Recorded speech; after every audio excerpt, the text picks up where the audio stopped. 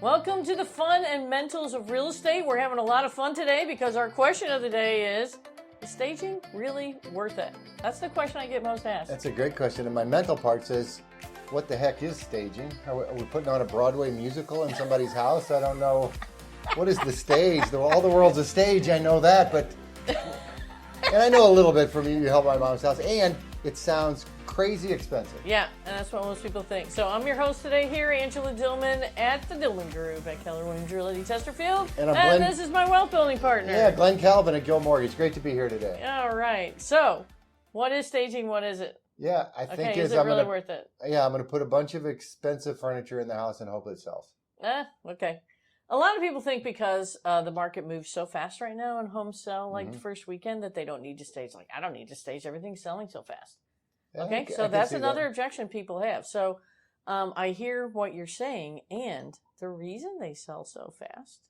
Because they're staged? Not all of them are. All right. So here's the formula. The market has been a very fast-moving market, and you still do see some houses sit. They don't all sell the first weekend. Yeah, right. And even though it's a fast-paced moving market, if you are wealth building and your biggest asset is your house, which is most people's biggest asset is their house, and you want to get the most you can out of it, staging on average will get you 6% more. 6% more. Than a non-staged house. And you're like, oh, okay. If you look at a vacant house, they all feel smaller than when they are properly furnished. And I want to go back just a little bit. Even though it's definitely a seller's market, and even though we're dealing with low inventory, I'm selling my house. I'm still competing against other people. You still are. And right now, you get the most amount of homes on in June. Right. Then you'll see all year long. And so there's more competition. So what do I do to make my house look better? So staging can be done many different ways. Right. If you're living in your home. See, I never considered that. I thought the only way I could stage my house is to have it sold and have everything out of it. Yeah, no, you can stage it while you're living. And that just means we'll use your things, your furniture, and we'll tell you that less is better, like we talked about last week, but less is better everywhere. Less is better on the counter. Less is better on the table. Less is better on the bathroom vanity. Less is better on the nightstand, okay? So first of all, you're just going to let go, and you're going to take some, and I hope you don't have to get a storage unit to do this, but if you do, I hope it's temporary, and so that you're not one of the, millions of users of storage units. But anyway, so less is better. That's what we start with. And there's garage sales, there's Goodwill, there's children. Lots of places. Yeah, there's a bunch of ways to veterans donation. Okay, so you don't have to clean out your whole house to stage it. You can just put things in Rubbermaid tubs, put them in the garage, put them in the basement, whatever you need to do. Okay, so you can do that. You don't have to get a storage unit.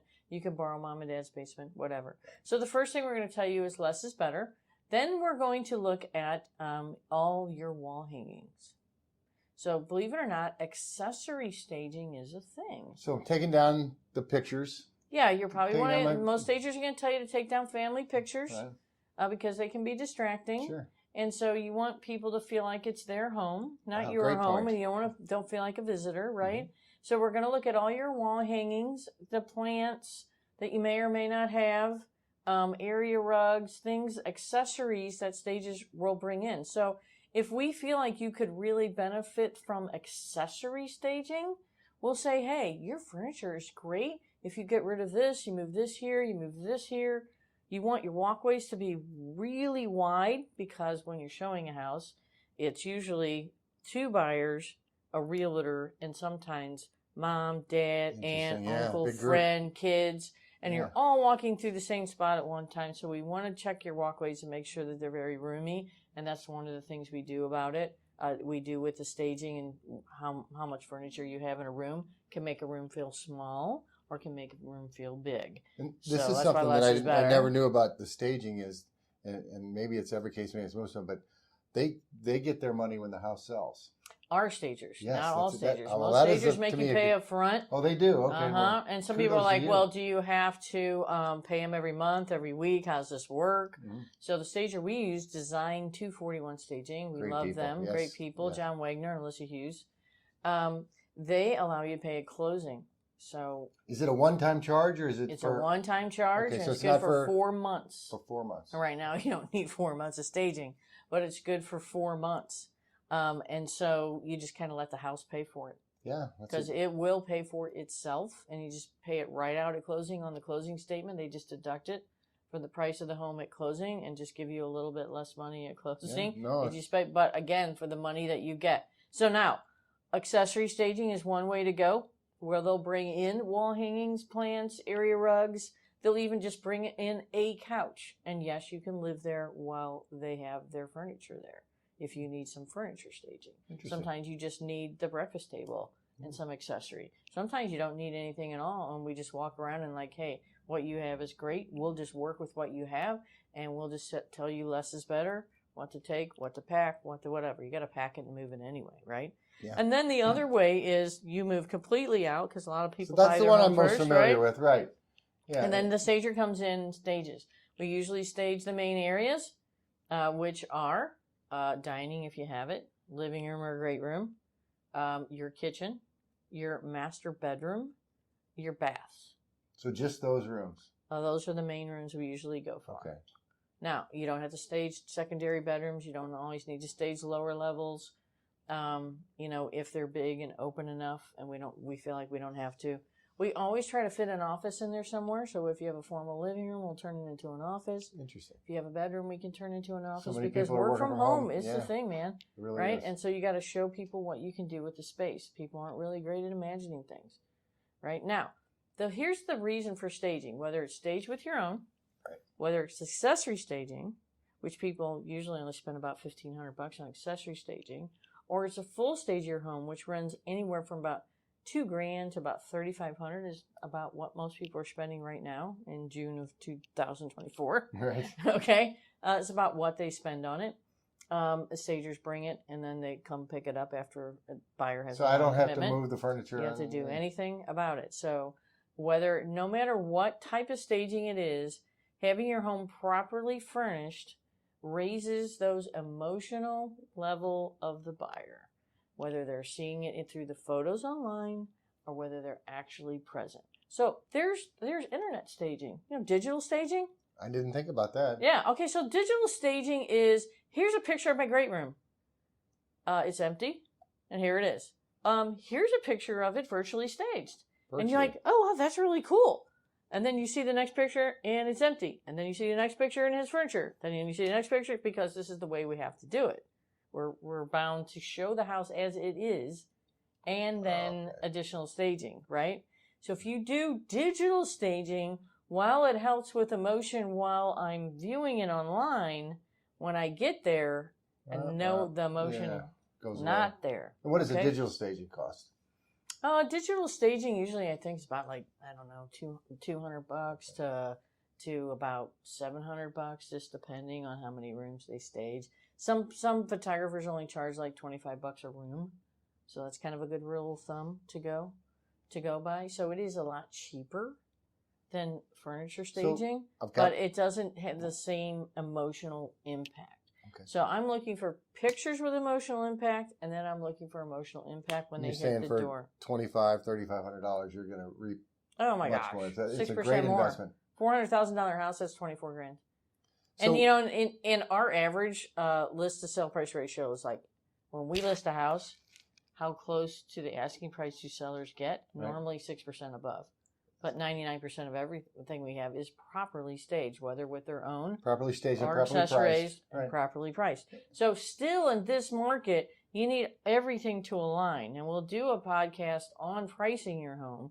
But right now, we're just like prepping the home. All right. So let me ask you this question. Staging is part of prepping. So we've got it painted, we've got it staged, we've done some landscaping. Now let's just take a minute to talk about the photography. Oh, yeah. So now I'm going to, and what's that going to cost me? And am I going to use a drone? Am I going to use pictures? Am I going to digitally stage it? Right. What is that going to cost, and what is that going to entail? So as a realtor, we bear the cost of the photographer. Okay. We use a professional photographer. If you have a realtor who's using their phone, please, no. Okay. I don't. Some of the pictures I see online, I'm like, you're actually paying somebody to do this? Okay, you could have done this. So it needs to be a professional. That's number one. Number two, it needs to be a professional who does this for a living. Right. Not your friend. Okay, not somebody who does it on the side. Right. It needs to be somebody who does this for a living all day long, because they're the guys that are going to keep up with the latest and greatest. So right now, nighttime, like a nighttime twilight picture, right? Cool. And he'll superimpose that on there. And all the rooms, they're using wide angle lenses, right? And so they're getting it from all different angles. They send us more pictures than we're going to use because we only use the ones that will give the emotional impact that we're looking for.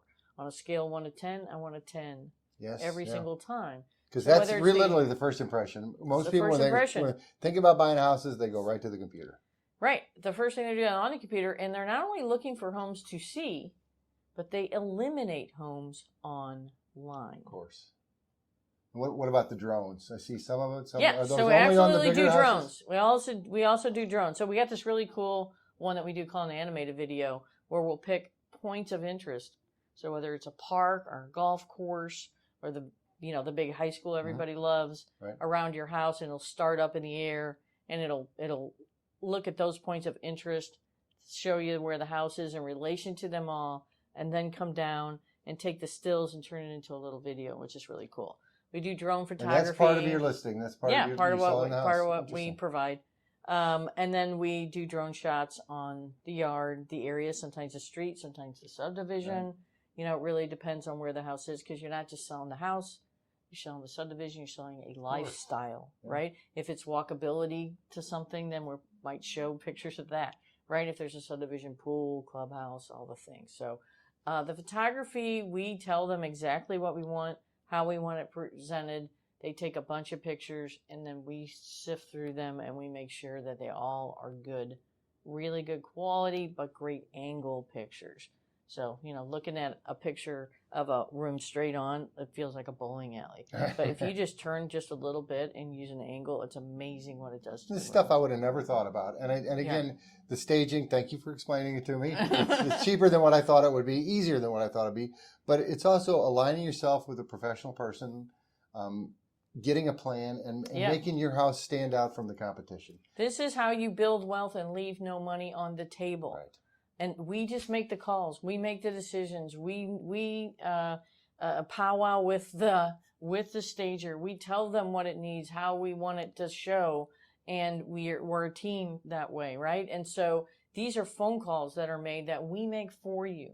So the only hassle to you is just the decision. The decision to find somebody professional that can take care of you. Push the easy button here. Please don't leave your wealth on the table. No. Right? And so, so that's the kind of the ins and outs of staging. I learned so much. It's fun. Yeah. And I remember on my mom's house, I thought the house was perfect as it was. And then when we staged it, we transformed. Again, making your house feel like it's 10 years young or newer is what staging does, because it brings in modern wall hangings, modern plants, modern chairs, sofas, all right, all the things. And it just feels younger. And that's what you need to build wealth. All right, so thanks for joining us today. Yes. I'm Angela Dillmon here at the Dillmon Group and Glen Calvin at Guild Mortgage. Okay, we'll see you next week. Thanks.